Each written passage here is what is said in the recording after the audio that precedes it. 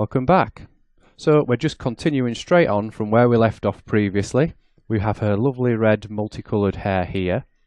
The only difference is I've re-rendered the scene just at a slightly higher resolution, and as you can see it's increased the amount of render time, so any renders from now on I'll probably pause, wait for it to render and then start the video again. Now I've increased the resolution of the render. If I just zoom in, as you can see, this allows us to see the hair in a lot more detail, so we can pick up on any problems that may arise, and straight away I can see plenty of problems. I mean, firstly, the hair colour needs changing, but this clump at the front here is far too thin and wispy. Some of these are a little bit too thick. We have a stray sort of clump up here. You can just see the ends of the hair. And around here as well, so there's lots of things to adjust there. Also the hair down here is a bit too thick. So first let's give a more sensible hair colour. So let's reduce the hue randomization down just a little bit, but not too much. And now let's give her maybe a brown coloured hair. Just adjust those. Something like that, and adjust the specular just to match that. Something like that. Let's go back down to the hue. So there we just want a subtle variation in the hair. Specular will drop that down as well. So there we're just adjusting those. So we've adjusted the colour. So now let's look at some of these clumps. Now, we could go into the hair system and just try and adjust these globally. If I just close some of these tabs down. We have our clump width here. We could adjust those, but if I adjust that to 2, it's going to thin down every clump. Now, we do need them thinner because the hair here is too spread out. If I just save this while I think about it. So we do need to reduce that clump width. We could also go in and make sure the hair is thinner towards the end, if we wanted to. Maybe just a touch. We'll adjust that hair width scale. Maybe we want the hair to be thicker towards the end. But we're just getting back into what we were covering in the previous lesson there. We're just tweaking values and just adjusting these. So our initial thing was to adjust the clump size overall, but then that has adjusted this as well. But if you notice, we have a follicle shape here, and we touched on this previously. If I select that follicle shape,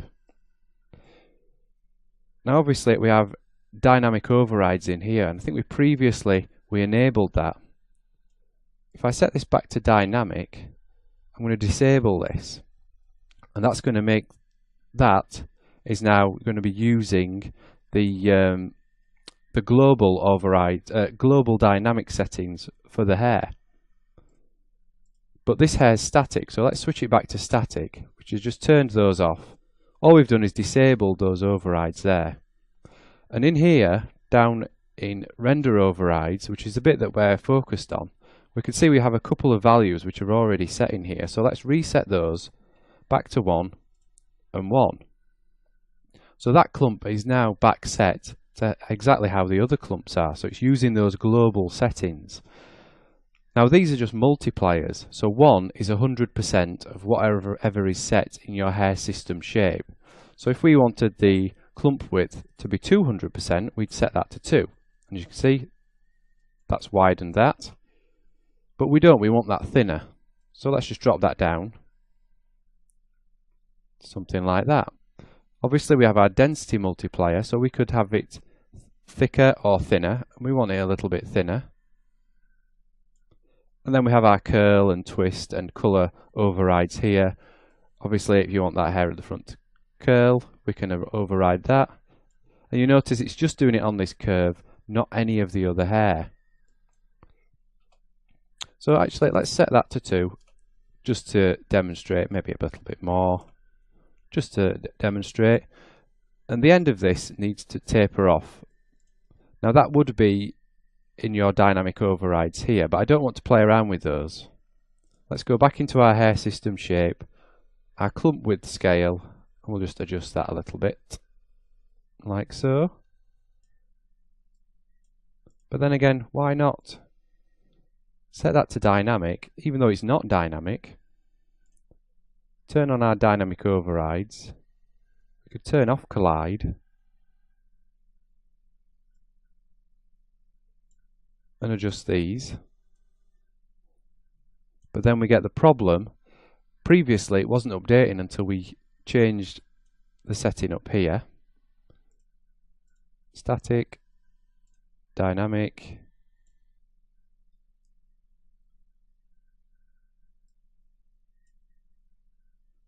and then we're going to have to go back in to the clump width multiplier and adjust that. So you can just balance these out and adjust them all.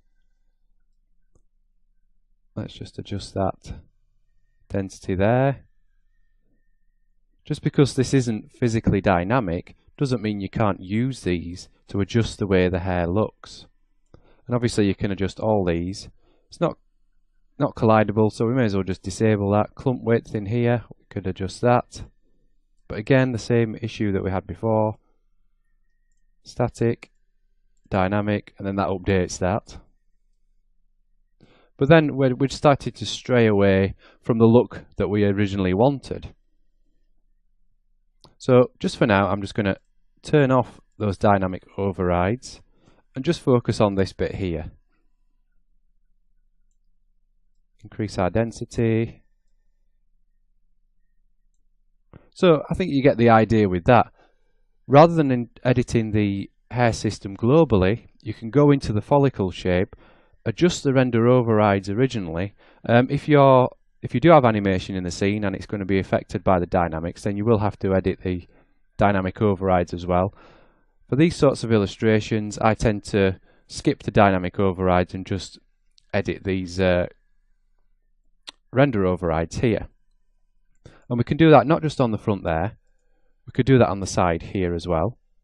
So by selecting that curve, it's selected the follicle shape for us, and then we can go in and adjust this. So maybe these at the front want to be, the clump wants to be a little bit thinner, but maybe the density wants to be increased. So there's more hairs at the front because it's going to be more obvious. If we select the curve at that side as well, and do the same, make the clump thinner. That's not that curve. Where are you? There you go. Make that a little bit thinner. Increase the density. So let's do a render and just see where we are with this. I'll just render the region rather than the whole thing, and I'll just pause the video while we look. So that's done. We can see now our hair's a nice sort of browny colour. Maybe it's a bit too saturated for this scene, but we can just go back in and change the colours just as we have been doing. There's no problem there. We've got the slight curl on the hair there, and if we wanted to see that in more detail, we'd have to increase the resolution just so we could see those. Obviously we still have these glaring issues here, and the scalp needs to be made invisible. So let's just do that now. Just select the scalp model, open up the attributes. So let's turn off primary visibility. We don't want it to cast or receive shadows. If we go down to mental ray, because we're using final gather, let's just disable those as well. So hopefully in the next render you won't be seeing that line there. Let's go back to our hair. So first of all, let's just get rid of the curl on this clump. We can see that's come through, so we don't need to worry about that. So what else do we need to look at here? Now the ends of the hair are still looking quite chunky. The rest of the hair is looking a little bit better, some tidying up to do around here. So let's go back to our hair system. Thinning, let's just increase that a little bit more, just to thin out the ends of the hair. Let's have a look at our hair width. So maybe we do have the hair thinning out towards the end, so let's just reduce that. And let's go down to our colour, our shading tab. So while we're here, let's just reduce the saturation on that and reduce the saturation on the specular as well. So let's reduce the opacity so the hair's a little bit more see-through. So let's drop that to 0.5. And let's just do another render and just see how we go. Let's keep that. Click this. Pause the video. So that's done. And as you can see, with each adjustment we're making and each render, we're getting a step closer to the hairstyle and the hair colour and tone and just the way the hair looks that we want. If I compare this with before, too saturated and the hair is too thick and chunky. We're starting to thin the hair out now and just get one step closer just by adjusting these values. Now the next thing that I've noticed is this band coming round here, and there's one here, and that's because each clump is separate to the next, which as you would expect they would be. What we want them to do is kind of blend into each other. So if we scroll up here and look at this clump interpolation value here, as I turn that up, each clump is going to blend with the one next to it. Now obviously if I turn it up too much, it's going to blend right across her face. But what we can do is just turn that up a little bit and just allow those clumps to blend into each other gradually. Now obviously you have your range value here, so you can limit how much they blend. But that should hopefully help us to eliminate that banding there.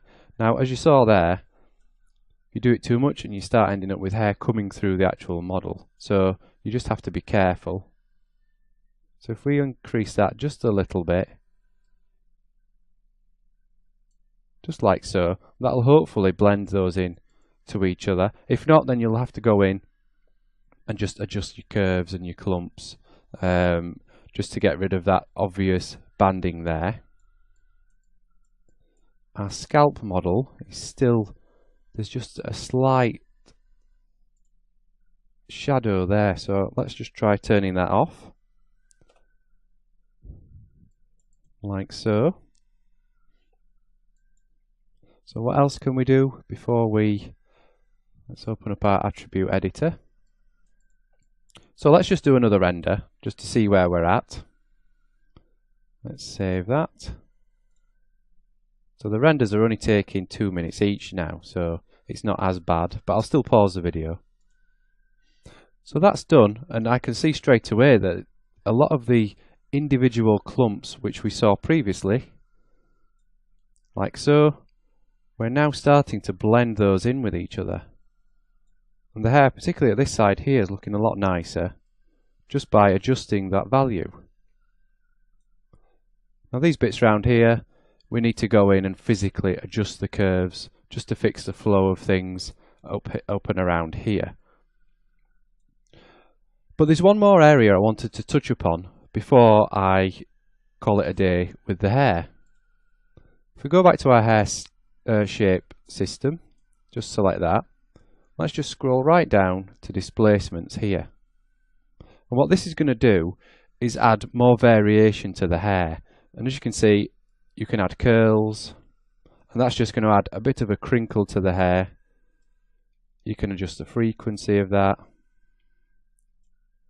We can also add noise to the hair. So if we set it to random, we turn this up, it's quite a subtle effect. If we set it to surface UV, there we go, that's quite a dramatic change. So maybe a hair looking a bit rough, or we can have it set to clump UV. So that's working off the UVs on the surface of the scalp or the actual clump.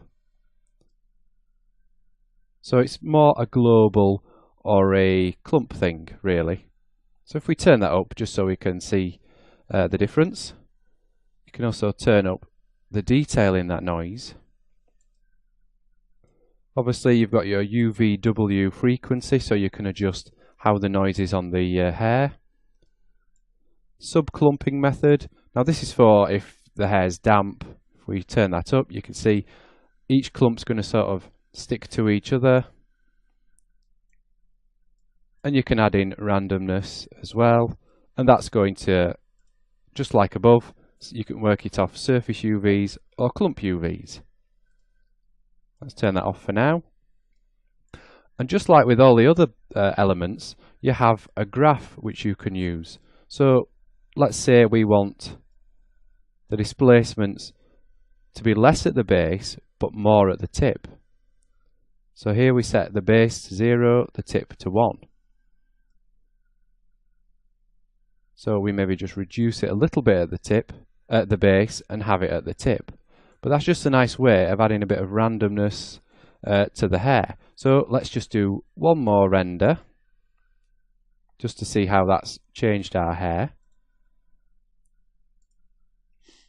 So that's done, and as you can see, it's just added some nice variety to the surface of the hair. Just added this sort of crinkle effect, and obviously you can adjust the settings to get the exact look that you're after, and use the graph to reduce it at the root and have it more intense at the tip, or vice versa. Compare that with previously, the hair's quite straight, whereas there we've got a nice crinkle effect on the hair. So for this character, it may be nice to have sort of an in-between sort of area. But that's what I'm going to do now. I'm just going to continue on using everything that we've learnt in the lessons up to now, just adjusting this hair just to get the style that I want. And you may want a different style for your character, but I'm hoping by now you're confident enough that you can think ahead and think, right, for my character I'm going to use end hair, and you've got the foundations to give it a go. Now, I'm not going to end the course here, although I'm not going to talk much more about hair. As I say, I'm going to continue to work on it, just adjusting things as we have until I get the style that I'm after. What we will do though is look at a related area, and that's this bunny here. And what we'll do in the next video is I'll give you a brief overview of how we added fur to him.